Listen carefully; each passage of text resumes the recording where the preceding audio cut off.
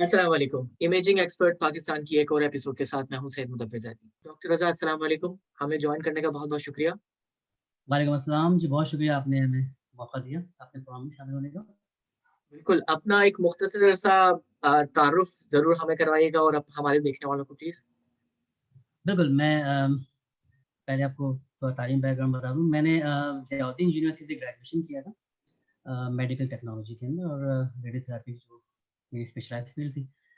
2003 में फ़ारिग हुआ, वहीं से मैंने फिर अपनी जॉब वर्किंग जो है वहीं से स्टार्ट की और तकरीबन 2006 तक मैंने वहाँ एज़ अ मेडिकल टेक्नोलॉजिस्ट मैंने काम किया। फिर मुझे एसआईटी से ऑफ़र हो गई तो मैं वहाँ पर मूव कर गया। वहाँ पर मैं as a senior medical technologist and radiotherapy के तौर पे मैंने काम किया, लेकिन वहाँ मुझे फ़ायदा ये हुआ कि मेरी टाइमिंग थोड़ी इवनिंग शिफ्ट में थी और ज़्यादा पेशेंट नहीं होते थे, तो मुझे पढ़ने का वहाँ मौका मिल गया। मैंने वहाँ पर रहते हुए मास्टर्स फिज़िक्स कंप्लीट किया और मेडिकल फिज़िक्स की मैंने वहीं से इब्तिदा किया। देन 2009 में मैं प्रमोट हुआ एज़ डोज़िमेट्रिस्ट फ्रॉम मेडिकल अम, रेडियोथेरेपिस्ट से हटकर फिर मैं डोज़िमेट्रिस्ट पे चला गया और मेरे ख़्याल में शायद 3 महीने मैंने एज़ अ डोज़िमेट्रिस्ट काम किया, फिर मैंने रिज़ाइन दे दिया। क्योंकि मैं जब मास्टर्स मेरा हो चुका था मेडिकल फिज़िक्स में, तो फिर मैं उसमें एनएमआई मैंने जॉइन किया और as a full time medical physician मैंने वहाँ पर स्टार्ट किया था। 2000 जो भी इसका मुझे टाइम अभी डेट याद नहीं है, 9 से शायद कंप्लीट मैंने वहाँ काम करता रहा और 2013 को मैंने वहाँ रिज़ाइन किया और फिर मैं जर्मनी आ गया यहाँ पर मज़ीद फर्दर स्टडीज़ के लिए, जो मेडिकल फिज़िक्स के अंदर है। ये मेरा मुख्तसर अभी मैं इस वक़्त जॉब भी कर रहा हूँ यहाँ पर हॉस्पिटल के अंदर, मेडिकल फ़ील्ड के अंदर और दूसरा स्टडी भी मेरी चल रही है शायद ऐसा। तो ज़रा बताएँगे हमारे सुनने वालों को कि मेडिकल फिज़िस्ट क्या होते हैं और उनका जॉब रोल या उनकी क्या रिस्पॉन्सिबिलिटीज़ होती हैं? बेसिकली मेडिकल फ़िज़िसिस्ट जो हैं वो एक कैंसर डिपार्टमेंट में यानी कि रेडिएशन ऑन्कोलॉजी कैंसर डिपार्टमेंट 2 तरह के 2 टाइप्स होती है, एक है क्लिनिकल ऑन्कोलॉजी और एक रेडिएशन ऑन्कोलॉजी। तो हुँ, हुँ। क्लिनिकल ऑन्कोलॉजी नॉर्मल जो मेडिसिन्स इसकी ट्रीटमेंट की जाती है, सिम्प्टोमेटिकल जो भी है, लेकिन जो रेडिएशन ऑन्कोलॉजी है वो टोटल जो है वो रेडिएशन से बिलॉन्ग करती है। तो मेडिकल फ़िज़िसिस्ट की बोन अ, बिल्कुल एक बैकबोन की तरह इस डिपार्टमेंट में होते हैं। ये सारी प्लानिंग क्योंकि जो रेडिएशन ऑन्कोलॉजिस्ट होता है यानी कि जो डॉक्टर है स्पेशलिस्ट वो हमको प्रिस्क्राइब कर देता है कि पेशेंट को हमने इतनी व्हाटएवर जो डोज़ हमने देनी है। तो मेडिकल फिजिसिस्ट ही उस डोज़ को 1 दिन से लेकर मिनिमम मिनिमम 5 डेज़ और मैक्सिमम 30 डेज़ या जितनी भी इसकी जो लिटरेचर चल रहा है उसको हम उसके लिहाज से हम डे बाय डे इसको डिस्ट्रीब्यूट करते हैं। क्योंकि हम एक साथ सारी डोज़ नहीं दे सकते, ज़ाहिर-सी बात है फिर वो कैंसर तो ख़त्म क्या मज़ीद चीज़ें और डिस्टर्ब होना शुरू हो जाती हैं। पूरी में एक सेल बायोलॉजी है जिसे रेडियोबायोलॉजी कहते हैं। तो लिहाज़ा बाकायदा मेडिकल फिज़िक्स का पूरा इम्पोर्टेंट रोल है इसमें डोज़ को डिस्ट्रीब्यूट करना, कैलकुलेट करना, पर डेज़ पर कितनी डोज़ेज़ जाती हैं और फिर सारी हमने स्टैंडर्ड्स को फ़ॉलो करना होता है। तो ये बेसिकली एक तो ये हमारा काम हो गया कि हम डोज़ेज़ को ऑर्गनाइज़ करते हैं अकॉर्डिंग टू रेडिएशन ऑन्कोलॉजिस्ट हुँ, और हुँ। सेकंड हमें बड़ा इम्पोर्टेंट रोल ये भी है कि जब अ, जो मेडिकल इक्विपमेंट्स हैं स्पेशली फॉर रेडियोथेरेपी तो उसको भी क्वालिटी कंट्रोल, उसका कैलिब्रेशन और डेली चेकअप वीकली और मंथली बेसिस पे हम उसको क्वालिटी एश्योरेंस और क्वालिटी कंट्रोल हम करते हैं।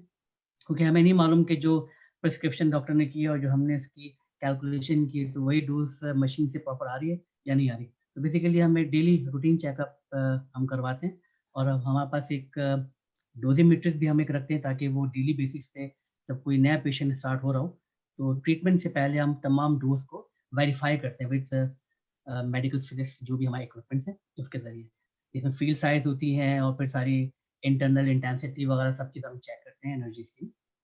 एक तो ये हमारी सेकंड थिंग और थर्ड हमारे पास ये कि हम ज़ाहिर-सी बात है न्यू जो आने वाले टेक्नोलॉजिस्ट हैं या फिज़िसिस्ट हैं, तो उनको भी हम ट्रेन करते हैं। इनके टीचिंग में इन्वॉल्व होता है ये डिपार्टमेंट और बिल्कुल और एक पूरे डिपार्टमेंट को ऑर्गेनाइज़ करके चलता है। इसमें थेरेपिस्ट यानी कि जो टेक्नोलॉजिस्ट हैं और मेडिकल फिज़िक्स जूनियर उन सबको एक प्लेटफ़ॉर्म पे और करके और डेली बेसिस पे हम उनको डिस्कशन जो भी हमारी होती है, केस हिस्ट्री वगैरह हर चीज़ हम उसमें डिस्कस करते तो हैं। मेडिकल फिज़िसिस्ट की क्वालिफ़िकेशन क्या होती है? अगर कोई मेडिकल फिज़िसिस्ट बनना चाहे तो स्टेप बाय स्टेप उसकी क्या क्वालिफ़िकेशन होनी चाहिए? पाकिस्तान में मेडिकल फिज़िक्स के लिए कोई स्पेशल एजुकेशन की नीड नहीं होती, सिंपल आपने मास्टर्स किसी भी फील्ड में किया हो फिजिक्स के अंदर। फिजिक्स की बहुत सारी ब्रांचेज़ हैं, लेकिन अगर आपने फिजिक्स में किसी भी फील्ड में मास्टर्स कर लिया हो, इवन आपने बीएस भी कर लिया हो, तो आप एज़ अ ट्रेनी फिजिसिस्ट लग सकते हैं और फिर ज़ाहिर-सी बात है जिस डिपार्टमेंट में आप जाते हैं, तो वो फिर आपको ट्रेनिंग देता है, 1 ईयर एटलीस्ट आपको ट्रेन दी जाती है ट्रेनिंग। अभी सिर्फ़ पाकिस्तान में शफ़क़त खानम और आगा खान हॉस्पिटल ये ट्रेनी मेडिकल फिजिक्स करवा रहे हैं और ज़ाहिर-सी बात है एक ऑर्गनाइज़ेशन बहुत बड़ी है, प्यास के नाम से गवर्नमेंट का इदारा है, जो 2 इयर्स का मेडिकल फिजिक्स के अंदर मास्टर्स करवाता है। तो उसकी सबकी रिक्वायरमेंट जो है बेसिकली मास्टर फिजिक्स आपके पास होना चाहिए और अगर आपके पास सर्टिफ़िकेशन है कोई मेडिकल फिजिक्स से रिलेटेड, हुँ, जैसे शुरू में मैं भी हम लोग ने भी काफ़ी ऑफ़र किया जब पाकिस्तान में था, तो हम सर्टिफ़िकेशन वगैरह ऑफ़र करते थे मास्टर्स किए हुए लोगों को।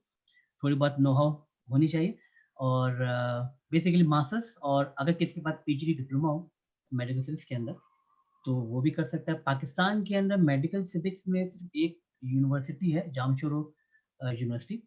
वो पहले मास्टर फिजिक्स करवाती थी मेडिकल मतलब फिजिक्स के अंदर मास्टर करवाती थी मेडिकल फिजिक्स में, लेकिन अब वो डिपार्टमेंट के जो इंचार्ज थे, हुँ, वो हुँ। शायद मलेशिया चले गए, तो अब इस वक़्त मेडिकल फिजिक्स स्टॉप हो गया। ऑफ़िशियली कहीं मास्टर अब नहीं है, सिवाय प्याज में वो एमएस कराती है और जो इनका पीएनआरए का एक इदारा है, जो पीएचडी और मास्टर्स वगैरह एमएस कराते हैं, हुँ, एक हुँ। वो करा रहे हैं। उसके अलावा मैं हम लोग कराची में थे, हम लोग भी डिप्लोमा वगैरह कराते थे 2 3 इयर्स का।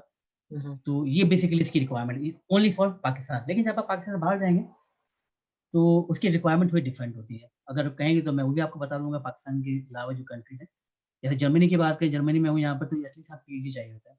अगर आपने पीएचडी किया हुआ है, तो आप यहाँ पर एज़ अ मेडिकल फिजिक्स काम कर सकते हैं या अगर आपने जर्मनी से ही मास्टर्स पास किया हुआ है, क्योंकि ये सिर्फ़ अपनी कंट्री की फिजिक्स की डिग्री को एक्सेप्ट करते हैं। अगर आपने यहाँ से पास किया हुआ है, तो फिर आपको ये एटलीस्ट 3 इयर्स की ट्रेनिंग देते हैं। ओके। आफ्टर 3 इयर्स वो पेड ट्रेनिंग होती है, हुँ, मतलब 75% आपकी पोस्ट होती है। देन आफ्टर 75% जब आपकी 3 इयर्स आप काम करते हैं और सीखते हैं, देन आपको फुल टाइम ऑफर कर देते हैं मेडिकल फिजिक्स एक्सपर्ट एमपीई पोस्ट मिल जाती है और बहुत अच्छी सैलरी और अच्छा पैकेज मिलता है इसके अंदर। और यूके के अंदर भी मगर में कुछ ऐसी सेटअप मुझे उसका ज़्यादा आइडिया नहीं है और अमेरिका के अंदर भी ये मस्ट है, विदाउट पीएचडी आप नहीं आप इस फील्ड में एंटर हो ओके सकते। मेडिकल फिजिक्स में। जी। ओके, मेडिकल फिजिक्स का स्कोप क्या है? डिमांड कितनी है ऑल ओवर द वर्ल्ड या विद इन पाकिस्तान? आप अगर जो स्टूडेंट्स हैं या सुनने वाले हैं उनको क्या क्या बताना चाहेंगे कि मेडिकल फिजिसिस्ट बनने बिल्कुल। के लिए क्या? मेडिकल फिजिक्स पिछले 5 सालों में बहुत अच्छा स्कोप लेकर उभरी है। क्योंकि इस वक़्त से अगर मैं कराची की बात करूँ तो कराची में तकरीबन 10-12 कैंसर के हॉस्पिटल हैं इस वक़्त मौजूद हैं एक्टिव और अभी मज़ीद पाइपलाइन पर हैं जो ओपन हो रहे हैं, हुँ, हुँ। जिसमें रेडिएशन थेरेपी का डिपार्टमेंट मौजूद है। हुँ, ज़ाहिर-सी बात है अगर कहीं रेडिएशन डिपार्टमेंट मौजूद होगा तो उनको फिज़िसिस्ट भी चाहिए होता है। उसके अलावा बहुत सारे ऐसे हॉस्पिटल हैं कराची के अंदर जहाँ पर न्यूक्लियर मेडिसिन का डिपार्टमेंट भी मौजूद है और न्यूक्लियर मेडिसिन के लिए भी हमें मेडिकल फिज़िसिस्ट की रिक्वायरमेंट होती है। बट इस वक़्त बहुत सारे हॉस्पिटल्स जो है वो अब रेडिएशन थेरेपी की तरफ मूव कर रहे हैं, जिसमें अभी अपकमिंग जो हॉस्पिटल है, लियाकत नेशनल हॉस्पिटल है और इंडस हॉस्पिटल है और भी 2-3 हैं जो कि बड़े-बड़े हॉस्पिटल मैं बता रहा हूँ, जो अभी स्टार्ट कर रहे हैं और इसमें बहुत रिक्वायरमेंट है और जो हॉस्पिटल पुराने वाले हैं, जो ऑलरेडी डिपार्टमेंट चला रहे हैं, तो वहाँ के फिज़िसिस्ट मूव कर गए बाहर, जैसे मैं आपके सामने बैठा हूँ, हुँ, मैं भी जर्मनी आ गया और बहुत सारे इदारे से लोग मूव कर गए। तो लोग मुझसे कॉन्टैक्ट करते हैं, जो हॉस्पिटल के लोग हैं, उनको मेडिकल फिज़िसिस्ट रिक्वायर्ड होते हैं। तो अब एक कराची में एक इंस्टीट्यूट है, अब वो बाकायदा ट्रेनिंग देना शुरू कर दी है उसने ना, लेकिन इनका क्राइटेरिया थोड़ा-सा डिफरेंट रखा हुआ है इन्होंने। ओके। इंटर पास को वो बेसिकली रख रहे हैं, लेकिन ये एज़ अ ट्रेनी फिजिसिस्ट रखेंगे। लेकिन ऑफ़िशियली इस वक़्त बहुत डिमांड है पाकिस्तान में, बिलख़ुसूस कराची, लाहौर, इस्लामाबाद और अगर कोई कर लेता है 3 से 4 साल पाकिस्तान में प्रैक्टिस करे, तो जर्मनी में आराम से यहाँ पर आके सेटअप अपना स्टार्ट कर सकता है, ट्रेनिंग कर सकता है आके, तो मतलब ईज़ी रहता है इसमें। डिमांड बहुत ज़्यादा है इसकी।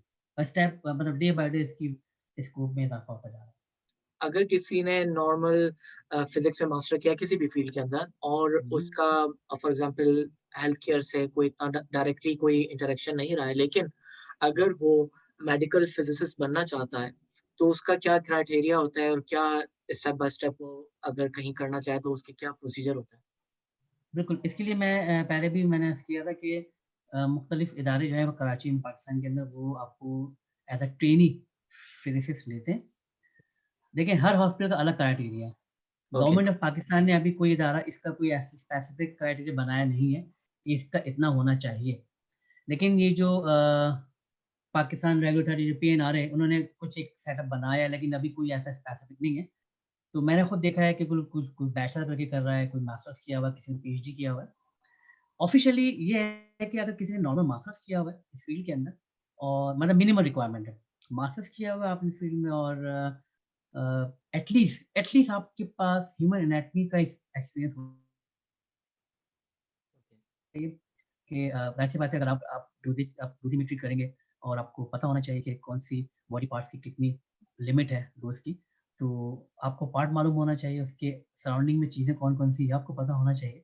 तो पूरी ह्यूमन एनाटॉमी मस्ट है। तो इसके लिए आपको कम से कम 1 टू 2 इयर्स आपको इसमें वर्क करना पड़ता है एज़ अ ट्रेनी और एग्ज़ैक्टली। फिर आप जाके थोड़ा-सा एक्सपर्ट की तरफ आप मूव करते हैं।